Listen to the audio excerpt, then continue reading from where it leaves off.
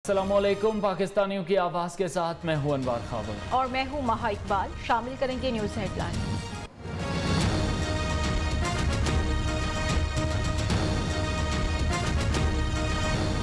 एक और ट्रेन हादसा, एक और बड़ा सानिहा। जरकी के करीब ट्रेन का अलमनाक हादसा, 43 अफराद जान बहक, 110 अफराद जख्मी।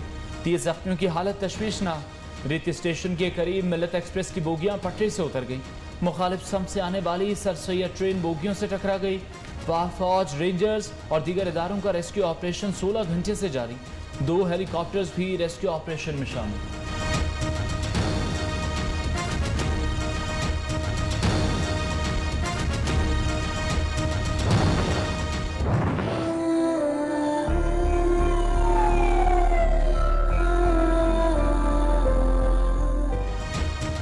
जाए हादसा पर इंतहाई दर्दनाक मनासिर, हर तरफ आहो बुका और चीखो पुकार। जख्मियों में मासूम बच्चे और खवातीन भी शामिल। प्यारों के बिछड़ने पर हर कोई शिद्दत गम से निढाल। मिल्लत एक्सप्रेस कराची से सरगोधा, सर सैयद एक्सप्रेस लाहौर से कराची जा रही थी। बोगियों को जदीद आलात से काट कर जख्मियों को निकाला गया। हादसे में 14 बोगियां पटरी से उतरी, 8 मुकम्मल तबाह। ट्रेन की आमदोरफ्त मुअत्तल, मुख्तलिफ स्टेशन पर रोक लिया गया। स्टेशन जो टूटा था ठीक करके इन्होंने रिपेयर करके हमें चला दी गाड़ी। तो हमारा डब्बा जो है ना कल्टी हुआ है। फ्यू मिनट्स अभी रगड़े खा रही था हमारा डब्बा। दूसरी गाड़ी का हॉर्न की आवाज़ आई है सर सैयद की। तो हम लोगों ने फिर दोबारा कलमा पढ़ना शुरू कर दिया कि भाई अब हम नहीं बचेंगे, लेकिन कुदरत ने बचाना था, शायद बचा लिया हमें। कैंट स्टेशन से ही ख़राब थी और ये तकरीबन 1.5 घंटा लगाया इन्होंने, हमले ने सही किया। रास्ते में भी फिर जो है ये मतलब सही नहीं चल रही थी। हादसा कैसे पेश आया, जख्मियों और एनी शाहिदी ने आंखों देखा हाल बता दिया। बोगियां उतरने से ज्यादा जख्मी नहीं हुए। मुखालिफ सम से आने वाली ट्रेन से ज्यादा तबाही हुई। बोगी नंबर 10 में ब्रेक और हुक का मसला था, एनी शाहिद का दावा।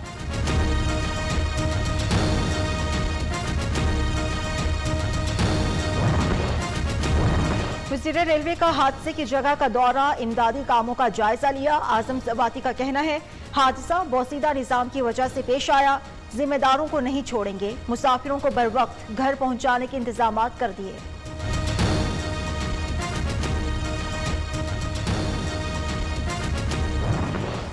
ऐसे मासूम चेहरे बना के बात करते हैं जैसे इनका तो कोई ताल्लुक ही नहीं। अगर आज इनका खून किसी के हाथों के ऊपर है जनाब स्पीकर, तो वो ये चेहरे हमारे सामने बैठे। हादसा पिछली हुकूमत की गफलत के बाहिस पेश आया। साबिक हुक्मरानों ने रेलवे को अपनी जात के गिर्द ना घुमाया होता तो हादसा ना होता। जिन्होंने रेलवे को तबाह किया वो हमें दर्स दे रहे हैं। वजीर इत्तलात फवाद चौधरी ने कौमी असम्बली में अपोजिशन को निशाने पर रख लिया। अपोजिशन का मफाद सिर्फ 10 केसेस से जुड़ा है। ये सब इकट्ठे हो जाएं फिर भी हुकूमत नहीं गिरा सकते। खिताब के दौरान अपोजिशन का शोर शराबा। ना सिर्फ रेलवेज के वजीर को फारिग कर देते, मगर ये सारे वजीर को फारिग कर देते। वजीर आजम खुद इस्तीफा दे देते।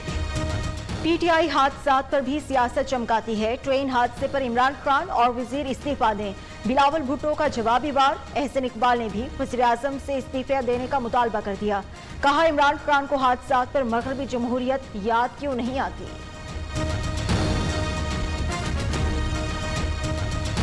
क्या आज वजीर आजम का इस्तीफा आएगा या वजीर रेलवे का इस्तीफा आएगा या साबिक वजीर रेलवे का आएगा? 6 फुट 2 इंच मेरा कद है कि आपकी नजर से मैं ओझल हो जाऊं। बिलावल भुट्टो साहब, आपने उन्हें वक्त दिया। सर ये कागजी ओहदेदार है, इसका कोई हैसियत ही नहीं है। ये पता नहीं क्यों आपके सामने ऐसे बात कर रहे हैं। अपोजिशन आपस में ही लड़ पड़ी। मैं बोलने लगूं तो नून लीग का कागजी ओहदेदार खड़ा हो जाता है। ये कागजी ओहदेदार है, इसकी कोई हैसियत नहीं। चेयरमैन पीपल्स पार्टी का एहसन इकबाल पर तंज। बिलावल भुट्टो के बयान पर नून लीग और जेयूआई ने वॉकआउट कर दिया। बिलावल भुट्टो की तकरीर पर अपोजिशन अरकान ने डेस्क बजाए। फवाद चौधरी मुस्कुराते रहे।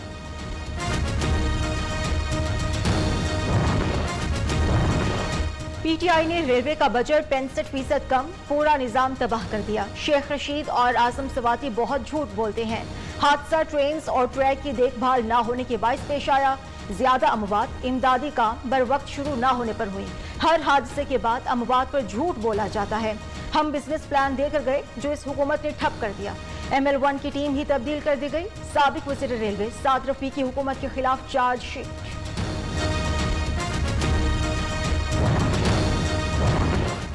सदर वजीर आजम का ट्रेन हादसे पर गहरे दुख का इजहार। इमरान खान ने तहकीकात का हुक्म दे दिया।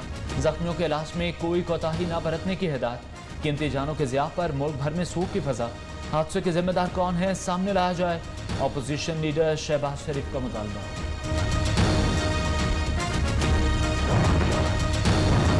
जाँ बहक अफराद के लवाहिकीन को 15 लाख, जख्मियों को 3 लाख से 50,000 फी किस्त दिए जाएंगे। पंजाब हुकूमत का ऐलान। फिरदौस आशिक अवान का कहना है वज़ीर आला सिंध और उनकी टीम जाए हादसे पर नजर नहीं आई। सिंध हुकूमत विफाक पर इल्जाम तराशी कर रही है। नून लीग के गुमशुदा लीडर्स हादसे पर सियासत कर रहे हैं।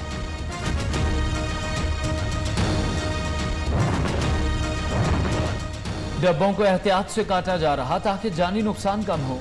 हादसे की इत्तला मिलते ही इमदादी टीमें रवाना कर दी। लाशों और जख्मियों को करीबी अस्पतालों में मुंतकिल किया गया। कोशिश है आज रात तक ट्रैक क्लियर कर दिया जाए। डीजी रेंजर्स सिंध की मीडिया से गुफ्तगू।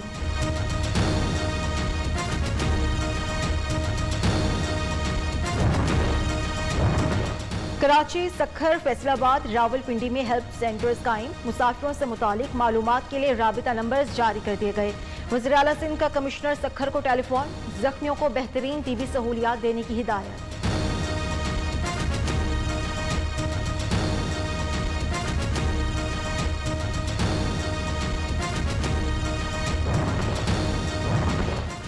कराची एक्सप्रेस हादसे की रिपोर्ट मंजर आम पर आ गई। सक्खर का मौजूदा डिविजनल सुपरिटेंडेंट तारिक लतीफ हादसे का जिम्मेदार करार। तारिक लतीफ का कहना है ट्रैक से मुताल्लिक 2 माह कबल हुकाम को लिखा लेकिन कोई कार्रवाई न हुई।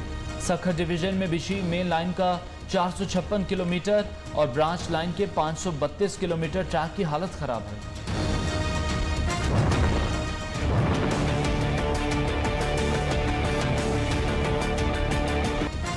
एक और हादसा, एक और इंक्वायरी और फिर खामोशी।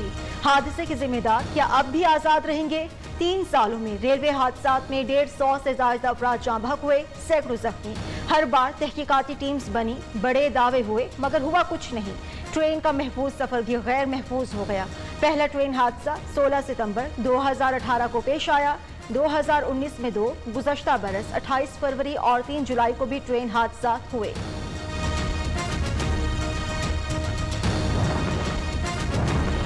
वज़ीर आज़म के ज़ेर सदारत कौमी इक़्तिसादी काउंसिल का इजलास। 4 सूबों के वज़राए आला की शिरकत। विफाक और सूबों के तरक्याती बजट की मंजूरी दे दी गई। आइंदा बजट में विफाक का 900 अरब, सूबों का 1202 अरब का शेयर होगा। शरह-ए-नमू का हदफ 4.8% मुकर्रर। वज़ीर आला सिंध का तरक्याती फंड्स कम मिलने पर एहतजाज। इख्तलाफी नोट जमा कराने का ऐलान।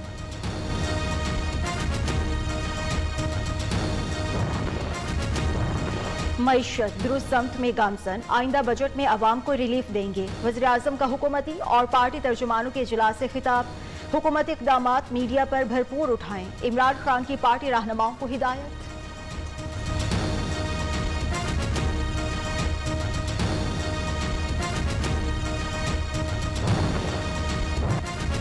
1 करोड़ नौकरियां देने का वादा किया, रोजगार ही छीन लिया। इमरान खान ने मुतवस्सत तबके को भी गरीब बना दिया। चंद सरमायाकारों के लिए मुआशी पॉलिसियां बनाकर फायदा पहुंचाया गया। अमीर ज्यादा आरी, अमीर गरीब मजीद गरीब हो गए। बिलावल भुट्टो ने तब्दीली सरकार को आईना दिखा दिया।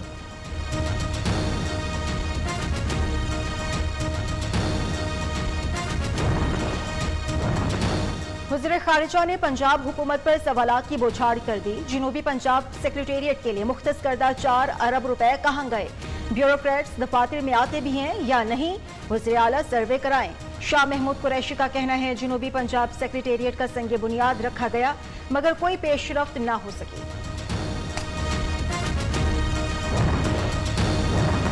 कौमी असम्बली में हुकूमत ने एक ही रोज में 10 बिल कसरत राय से मंजूर कर लिए। 2 ऑर्डिनेंस भी ऐवान में पेश कर दिए। पीपल्स पार्टी और PTI अरकान में तख्त जुमलों का तबादला। मुराद सईद की तकरीर के दौरान मुदाखलत क्यों की? वफाकी वजीर अली अमीन गंडापुर ने पीपल्स पार्टी के आगा रफी को शटअप कह दिया।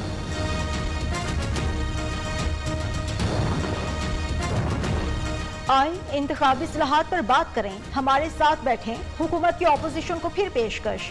फवाद चौधरी बोले चाहते हैं धांधली के इल्जामात की रिवायत खत्म हो जाए। अगले इलेक्शन इलेक्ट्रॉनिक वोटिंग से होंगे। शिबली फराज पुरज़्म। बाबर अवान कहते हैं जदीद टेक्नोलॉजी से पोलिंग का अमल शफाफ बना सकते हैं।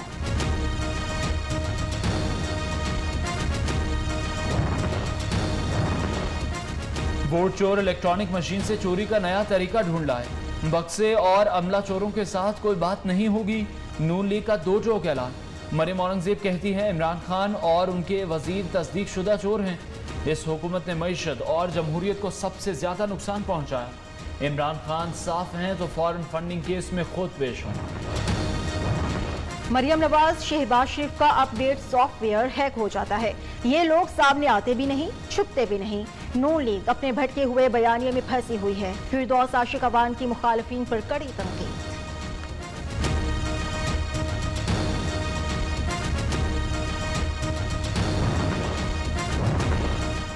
पंजाब में तब्दीली की हवाएं चलने लगी। हमजा शहबाज इन हाउस तब्दीली के लिए मुतहरिक हो गए। ऑपोजिशन लीडर ने राना मशहूद, नदीम कामरान, राना इकबाल, मंशा भट्ट को बड़ा टास्क सौंप दिया। हुकूमत के बागी अरकान से राब्ते करने, टाइमिंग पर मुशावरत की हिदायत। एक पीटीआई का पाकिस्तान है, दूसरा सिंध का पाकिस्तान। विफाकी हुकूमत को सिंध के अवाम नजर नहीं आते। पंजाब में 25, खैबर पख्तूनख्वा में 21, बलोचिस्तान में 17 तरक्याती स्कीम्स, जबकि सिंध में सिर्फ 6 क्यों? क्या ये सिंध के साथ सौतेली माँ जैसा सलूक नहीं? तर्जुमान सिंध हुकूमत मुर्तज़ा वहाब का वज़ीर आज़म से शिकवा।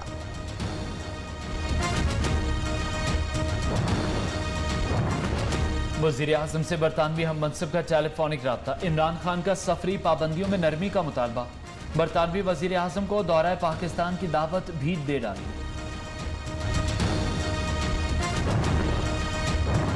स्पीकर पंजाब असेंबली से कौमी असेंबली के स्पीकर की मुलाकात। चौधरी परवेज इलाही ने असद कैसर के हमरा पंजाब असेंबली की नई इमारत का दौरा भी किया। मुतालिका हुकाम ने ब्रीफिंग दी। बहुत अच्छा लग रहा है, पढ़ाई तो अच्छी जा रही थी, ऑनलाइन क्लास में भी अब फिजिकल क्लासेस हो रही हैं तो उसमें भी अच्छी जाएगी।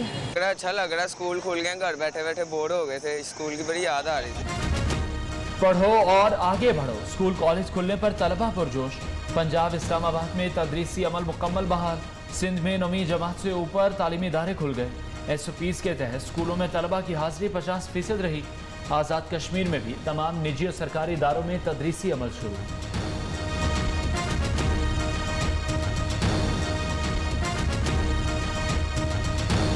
कोरोना की वार में कमी, मजीद 58 मरीज जाँ बहक हुए। तादाद 21,323 हो गई। 24 घंटों में मजीद 1,490 नए केसेस रिपोर्ट हुए।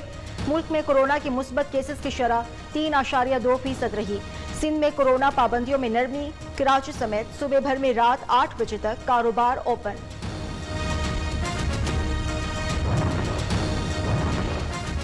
वज़ीर आज़म ने बच्चों को कतरे पिलाकर इंसदादे पोलियो मुहिम का आगाज कर दिया। कोरोना टास्क फोर्स इजलास की सदारत भी की। इमरान खान का कहना है हुकूमती कोशिशों के बायस रवां साल सिर्फ 1 पोलियो केस रिपोर्ट हुआ। सूबाई हुकूमतों और अवाम के ताउन से पाकिस्तान को पोलियो फ्री बनाया जा सकता है। पंजाब, सिंध और खैबर पख्तूनख्वा में पोलियो मुहिम का आगाज। वज़ीर आला सिंध सैयद मुराद अली शाह ने सूबे में पोलियो मुहिम का इफ्तिताह किया। खैबर पख्तूनख्वा में 62 लाख बच्चों को पोलियो से बचाव के कतरे पिलाए जाएंगे।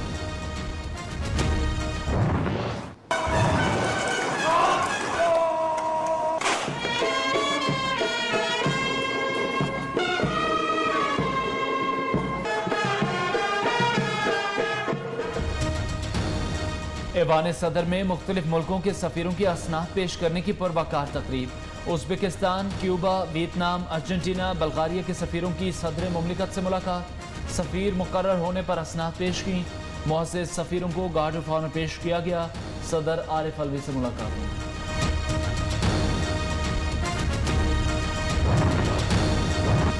बिजली सार्फिन के लिए अच्छी खबर। नेपरा ने अप्रैल के माहाना फ्यूल चार्जेस एडजस्टमेंट की मद में 44 पैसे फी यूनिट कमी की मंजूरी दे दी। फैसले का इतला सिर्फ जून के महीने के बिल्स पर होगा।